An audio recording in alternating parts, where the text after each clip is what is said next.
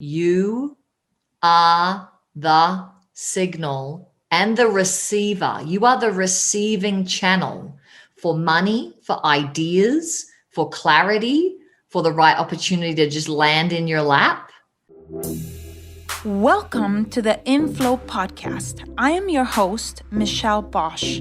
I see a gaping hole across society that focuses on the outer work and forgets about the inner work, when what we really need is to bridge the gap between prosperity and spirituality to live a life in flow, with inflows of light, inflows of cash, inflows of creativity, inflows of grace in our lives. Each week, join me for powerful messages and interviews that will leave you inspired and ready to step into flow in your higher work. So now, let's go. Welcome to the Inflow Podcast. I'm your host, Michelle Bosch. I am so excited to have an amazing lady with me today, as my guest in today's episode. Her name is Rachael Jayne Groover. She is a creator of the Art of Feminine Presence, the Art of Masculine Presence, and the Awakening trainings that are offered, I know, worldwide. A lot of your products. You're also a best-selling author, Rachael Jayne, of Powerful and Feminine, How to Increase Your Magnetic Presence and Attract the Attention That You Want and Deserve. Divine Breadcrumbs as well, A Search for True Love and Enlightenment. I'm excited about hearing about that. And I know that you are also the CEO and founder of the Awaken School, which is all about delivering cutting edge educational experiences and just all about spiritual awakening, awakening your impact, awakening humanity. And you've been able to grow your company really fast. You've reached the Inc. 5000, in 2019. So it is such an honor. Thank you so much for being with us and welcome. Absolutely. This will be fun. Yes. So Rachael Jayne, we are in an industry where a lot of our listeners, are real estate investors. They're all mostly ladies. And when it comes to negotiating, either with sellers and buyers, especially as an investor, you have to kind of like stand your ground in certain negotiations, be a little bit, I would say, sharper and a little bit more aggressive than, we normally as ladies would, have been trained to be. And sometimes I can feel uncomfortable, but at the same time, it's necessary. And how would you say that you would navigate a situation like that where somebody's feeling a little bit uncertain, but and is thinking, okay, is this too masculine, or am I stepping away from my feminine, or does the feminine also looks like that too? Can it look very assertive as well? Absolutely. I mean, to give a definition of masculine and feminine, I think that's a really important place to start, because a lot of times people think, oh, if you're just going to be in your feminine, you're going to grow your hair long, you're going to wear earrings like this, which I don't usually wear, as bigger earrings as this. But the nails will be done. That's the feminine. It's part of it, but it's not really it. When sometimes people say, oh, she's so bossy, or she's so ambitious, or she's in her masculine. That's not true at all. I like pulling apart the yin and yang qualities of life and the masculine and feminine essence of your energy system, which is really your sexual essence. Feminine, if you're a female, about 95%. Some women have a dominant sexual essence that's masculine, and some men have a dominant, but there's very few.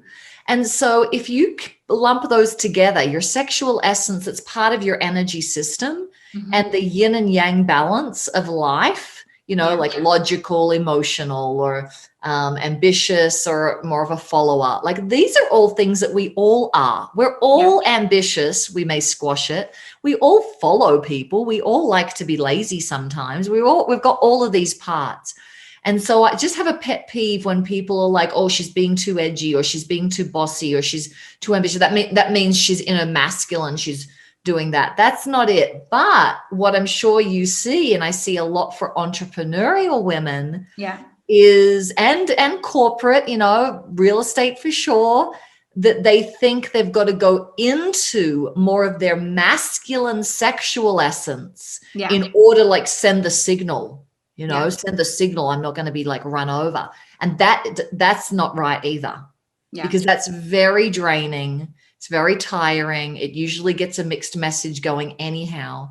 So the feminine in the way that I use it is, think of it, your energy system is sending a signal to the world, and your energy system is connected to more of your authentic body and,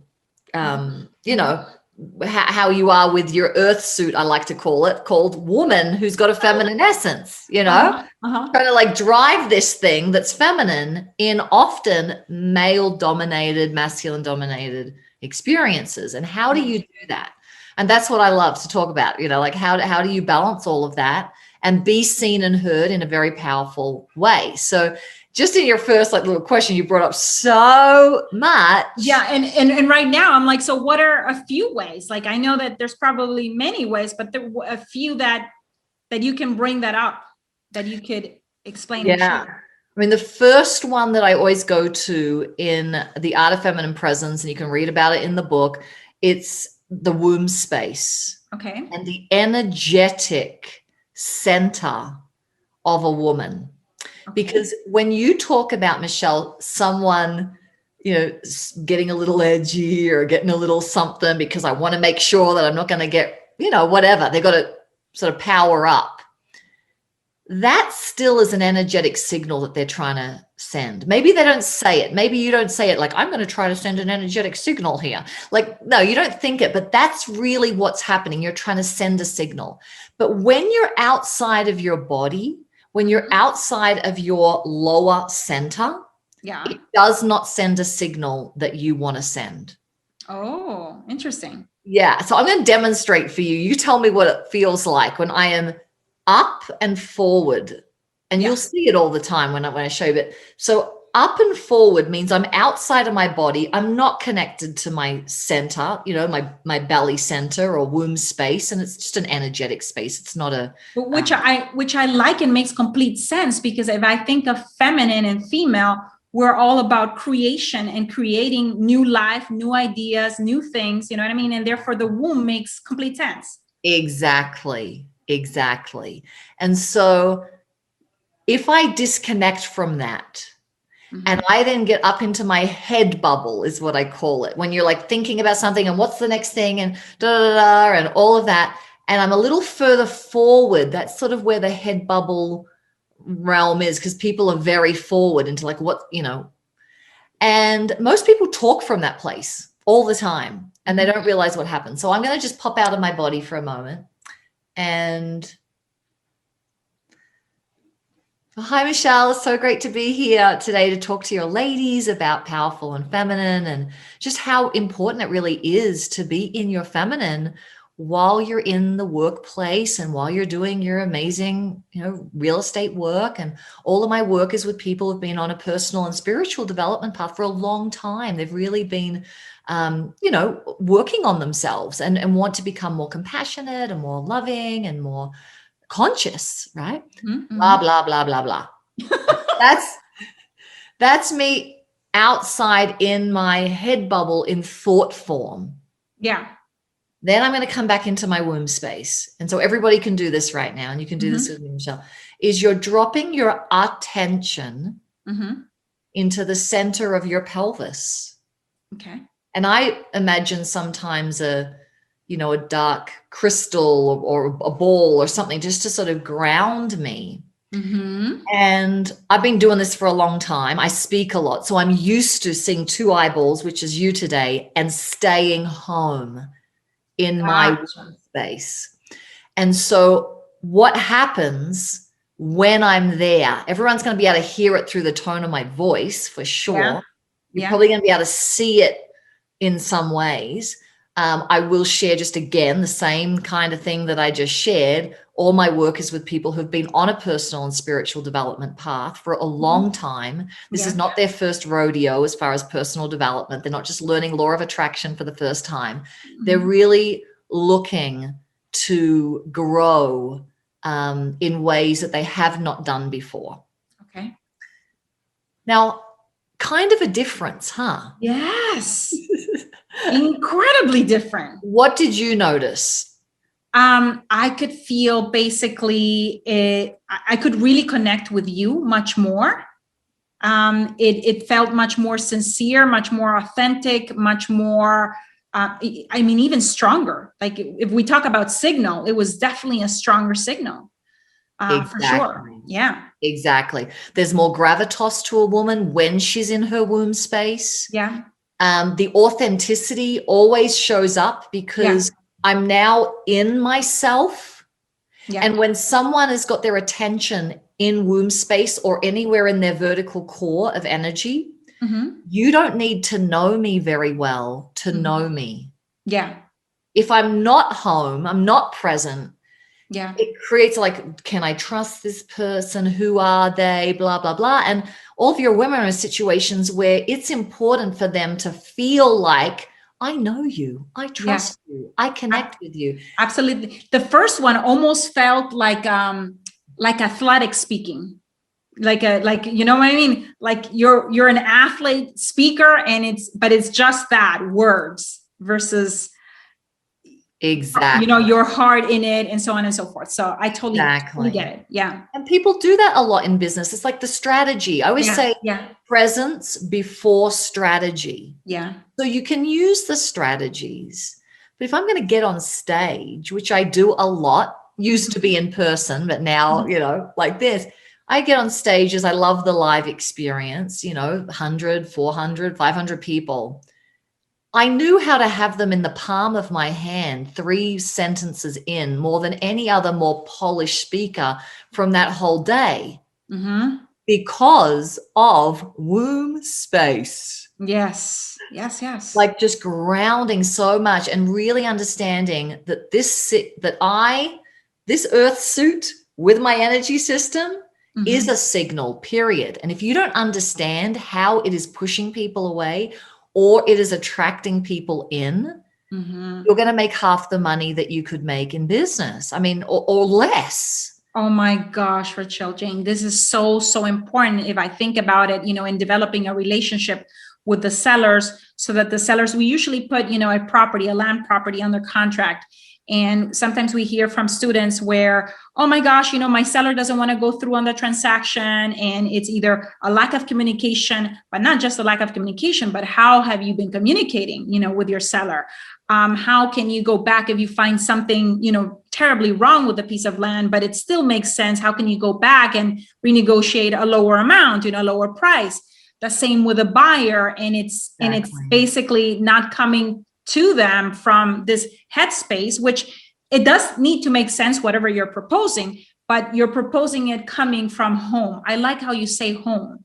That's my pet name. My pet name for my womb space, because womb space sounds pretty, to some people, that it is that place. And when you're home, connected into womb space, so it's not that you're just thinking the word womb space, you are in the internal space of your body. That takes a while for people to, what does that feel like? Usually if they're listening to me or around me, or we do a few practices, they'll entrain to it. They're like, oh, I can feel that. She's helping me be there. Yeah. But to give it some time, because we've trained for decades to be in these sort of ego kind of things, throwing the image out. I know what I'm doing, Facade, Facade, yeah. And people may not see it straight away, or they may not even be able to put words to it, but they know that they don't trust them as much as they trust that person. Yeah.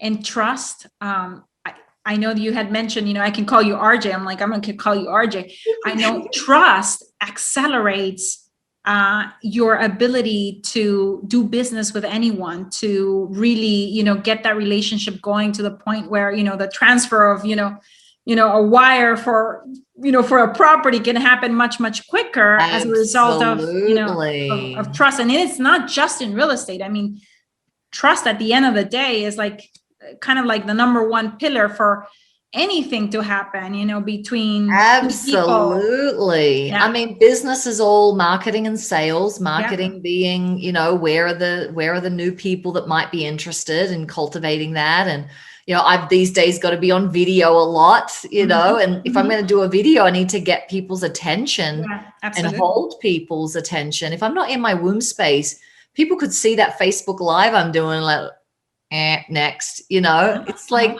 if I'm not present. And so the Art of Feminine Presence work has got a tagline: be seen, be heard, and inspire change. And these days in business, I think getting people's attention and holding people's attention is the most important thing, because everything's flying so much faster every year, and that really came up against my biggest fear, actually, because I was going to say, because that brings the situation where you all of a sudden have to be visible and dare to be visible. And that has not always felt safe.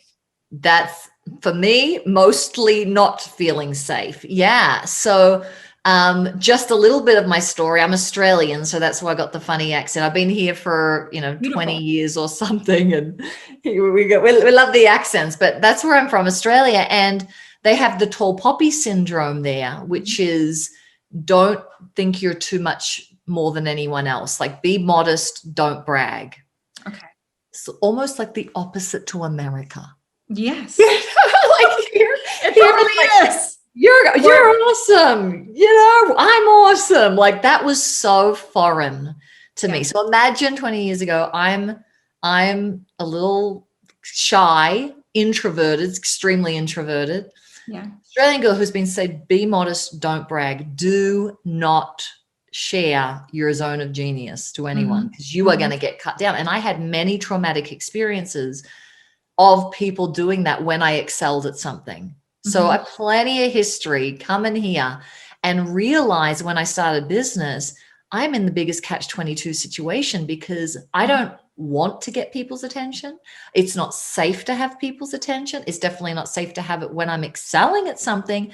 But to be in business, I've got to get your attention over and over and over again. And a lot of women have had traumatic experiences when attention was on them, all the way to sexual abuse, unwanted attention from the masculine, all of it. So a lot of this work is about healing the trauma of being seen, because if that's not done at a deeper level, women will keep either putting the facade on, and that will hurt their business because people won't trust, they won't come through as much, the authenticity won't be there, or then the outer presence, right? How do you become the most magnetic person in the room? And I can train anyone to be the most magnetic person in the room. Or on the phone. or on the video, or whatever it is. And I think that it's not just like magnetism for magnetism's sake. There's a power that comes when people are just leaning toward you versus right, and they're more leaning back. Yeah. Now, you gave us and I don't know if that's what you do, or a quick example. You're like, okay, think of, bring your attention, to your pelvic area, or think of it as a bowl.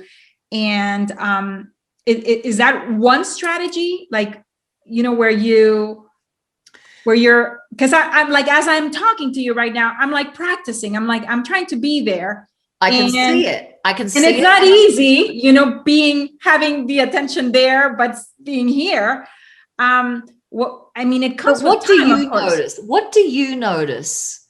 So what I notice right now immediately, and this probably is going to be at the gross level, is that I can physically feel myself, basically even my sit bones, much more grounded to my seat, number one, and therefore with that much more stable and grounded. So that's the number one thing. Like, it's almost like a little bit like a heaviness there. Like, Yes. if you put a little piece of metal and all of a sudden that kind of like an anchor, if I could say that. Exactly. And that before you go to the second thing you're feeling, that is so important, because what gets women, or anyone really, but gets them a bit fearful or gets them like a bit nervous or trying too hard, we do that. It's because the lower chakras are like spinning out. They're like, no, this is not safe. This is not. And so this is training you and me and everyone to be in a place all the time where our energy system is sending a signal to our brain. I am completely safe. Yeah. I am completely here, completely safe. And most people's nervous systems are not trained for that. They're trained for the opposite. Fight or flight. Yeah. Or freeze, like any of it. Yeah. So what was the other thing? So you feel grounded, anchored. And the next thing as I do that, the next thing that I feel, it's almost like, from my pelvis up, I can feel almost like a triangle, like where the base of the triangle is sitting down here, and it's, almost, my voice is therefore much more open. My throat is much more open. Totally hear that. Yeah. And I feel your authority goes up like 20, 30%, even though you weren't talking about your work, but you just feel your authority. Yeah. And do you notice when we're both in that place, our connection between us gets stronger? Yeah. Right. So lots of other things with that, but I love this. I mean, I could talk about this forever. And the reason why is like, there's all of this, I would say, and it's not even like mysticism, and it's almost like just like bringing things that are unseen, to the scene and talking about them that are so incredibly powerful, that are so, and not just for women, actually for men as well, but that for us ladies, we need to bring much more to the forefront or cultivate, because we normally don't live there, Exactly. And so I love this. So tell me about starting your day with power and cultivating this womb space during, at the beginning of the day, or and any strategies, anything that you could share with us as far as like, starting our day so that we can actually experience not just power, but some ease, some grace, as things are being thrown at us, kids or whatever issues may arrive, as for us ladies, or like you are with, I'm like in the sandwich generation where I'm caring for a 13-year-old, but also for my 70-something-year-old mother, you know what I mean? And it's always, and then I also have a husband, and I have a business, and I have a team, and all of you throw all that soup, and how can we stay in anything regarding the womb space that can be used as an anchor and as a place of power. Absolutely. I mean, I'm lucky with the Art of Feminine Presence. There's 44 practices. Like, my gosh, that is incredible. Lots of different things you can do. And it first came through. I mean, it was a divine download, if you would, the 22 practices that would help any woman not only be very inner present, but be magnetic and radiant and shiny and really in her power place. And then it was another year that I was doing that training where I was teaching women the 22 practices, and then another 22 practices came flying through. And so I did a level 2 training, and now I've got a level 3 training, and there's this whole community of women in the Art of Feminine Presence. But because I have that, my morning ritual is pretty different most days with my meditation. The first thing I do is do meditation. And meditation can mean a lot of different things to a lot of different people these days, right? Yeah. But I like shifting up the type of meditation that I do in the morning. So I may just do a womb space meditation, or usually if I'm feeling that like coming into my body, I'll do the whole vertical core. So I'll be very anchored in the center of my head as I'm doing that now, very anchored in the center of my heart as I'm doing now, and very anchored in the womb space. So I'm feeling all three lined up. Infinite. Oh my God, right now, as you were saying, I'm like trying to here. And while I keep it here, it almost, I felt like even an immediate response to be more upright. Yeah. Physically. Yeah. There's like when you're anchored, well, womb space, we start there. It's gravitas, it's safety, it's security, it's authority, it's trust, all those things. When you're in the center of your head and you're in that portal opening up like a camera aperture in the center of your head, it is opening to the infinite, massive intuition that scared me in the beginning, but now I understand why I'm seeing what I'm seeing, right? And this center also needs to open for the ego mind to fall away, to not be going all day long. And then, of course, the heart is love and compassion and all of that. Yeah, that's interesting that you mentioned that because, for the most part, you hear about intuition being equated with, I have this gut feeling, and the gut feeling is really what they're referring is the womb space, but not a whole lot of people referring to like an inner knowing, like you just described right now, that just comes almost as of a download as a result of, this energetic center around the head being open and you cultivating that openness. And it's the same with feeling, some people are more heart type I'm just feeling it, I'm just sensing it through my joy meter, and so everyone has intuition coming through all three centers, and you will have a dominant and I will have a dominant. So my dominant is actually my heart. It's through feelings. Okay. And yours might be gut, yours might be head. Who knows? Usually I can tell pretty quickly. You feel like a sort of a gut. I don't know. Do you say that sometimes? I just got a gut feeling about it, or do you more say just what do you say? I usually say feeling. I feel like this is the right way to go.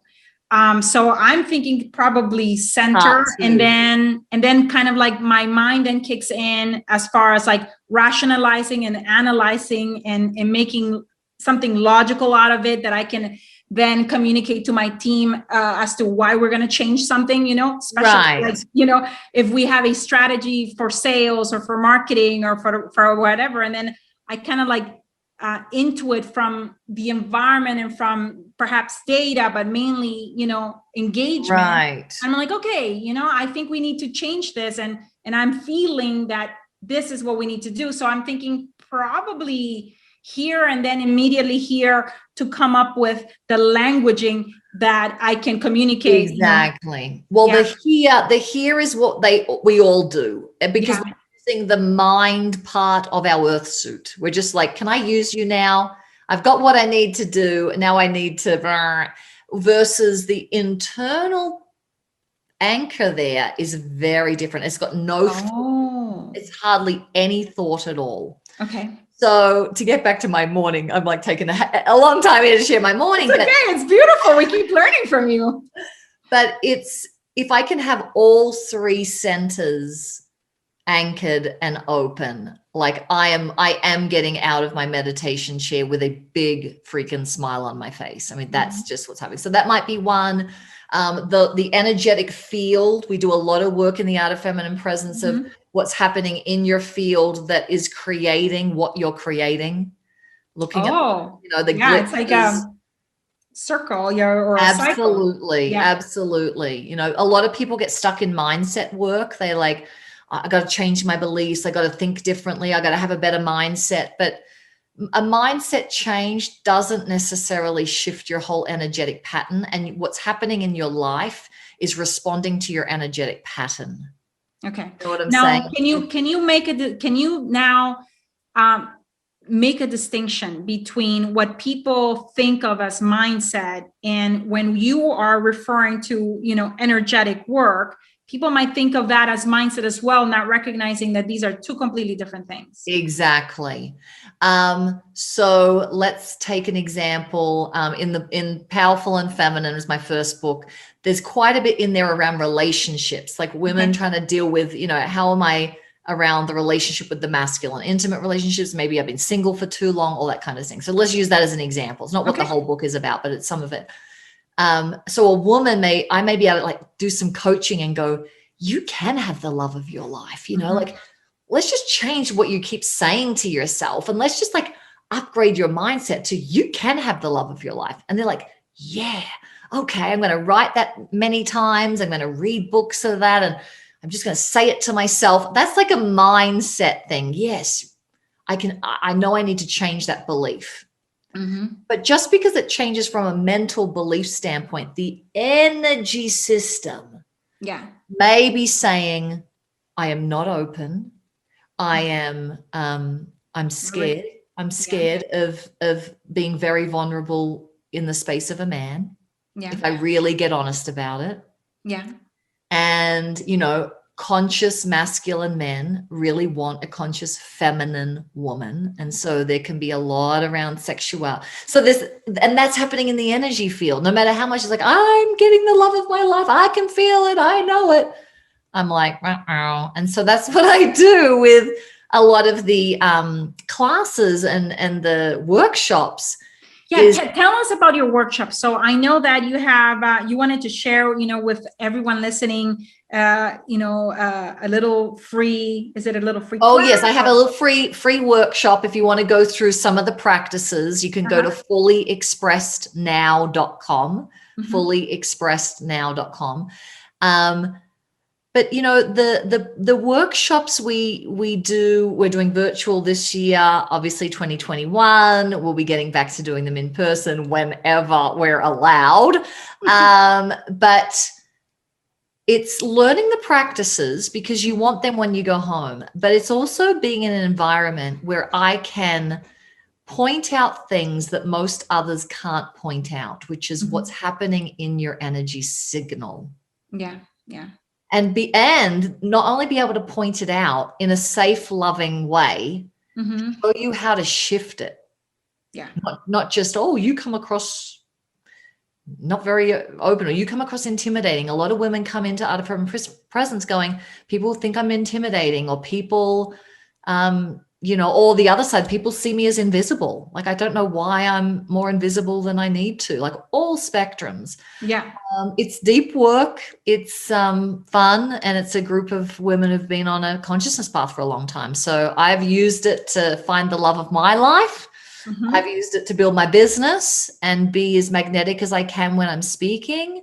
And it has been the practices that have made the biggest difference to my spiritual awakening journey, which that's a whole nother conversation for another time maybe, but really allowing that mind to just not be there anymore. The mind that keeps this not good enough, or you didn't do that right, or whatever it is. I call that the itty bitty shitty committee. I love it. It allows me to kind of like ridicule it, distance it away, and recognize that this is something that is not me, but committee. I am gonna love using that. Can I use that? Absolutely. Please go ahead. Rachael says. Yeah, absolutely. Now, if there is a woman right now starting her entrepreneurial journey, with the work that you do, what would be a piece of advice that you would leave her with, as she goes out there and actually goes through the motions of a specific strategy, or in a specific market, or in a specific industry, to do the things that need to be done, to be successful and have actual results on the work that they're doing. So what would you leave in terms of advice of things that are not so obvious? Because what we're talking about this today are things that are not so obvious, but at the same time, we can all feel it's almost like a remembrance. We just need to rediscover them and remember them again. Exactly. Yeah, exactly. Well, I mean, to lump everything we've just talked about into like one tip, I would say you first. You are the signal and the receiver. You are the receiving channel for money, for ideas, for clarity, for the right opportunity to just land in your lap.